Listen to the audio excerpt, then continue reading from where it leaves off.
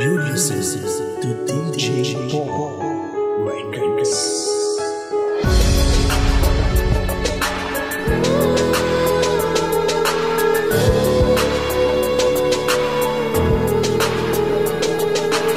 Na lang ngayon ang halaga ng 1,000 ating piso, malabong tumbasan ng sentimo. Tila ba naduwag na ang nagtatanggol? Tumanda na lang na tila bumalik sa sanggol.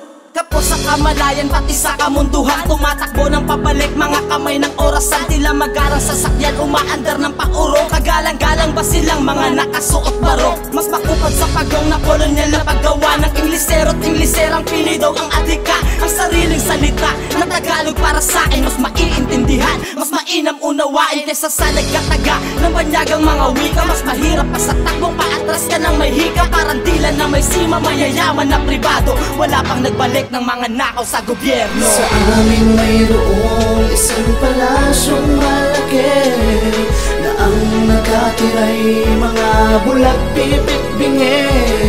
Sila lang namumuno sa ating bayan na ating bansa'y usad din. Sa kinabukasan may patungo na sa nagdaan kahapon. Nagbalikan sa kaldero mga kanin na tinapon. Mga dati na naglaon ay naging kasalukuyan. Dahil lang to sa Pinas kung ba tayo may balikbayan. Nagmistulan na tayuan sa ating bayan, sinilangan minsan sa 5 taon. Pamilya masilayan dahil ba sa kahirapan, mababa na pasahod. Pilipino sa Pinas na manggagawa sa abroad. Mga kababayan natin alipin ng ibang lahi. Alila ng mga nagpakaray, nagpakahari, pakakawal sa puti na matatapos sa ilong. Kaya ang bayang Pilipinas sa pag-usad pa urong. Dahil sa pamamalakad na nagpipinu-pinuno, sinayang ang nilaban ng mga ninuno. Mga buhayan na nasa palasyong matare. Kaya ang bayang Pilipinas ang pag-usad pabalik. Sa amin mayroong isang palasyong malaki na ang nakatiray mga bulag, pipit, bingi.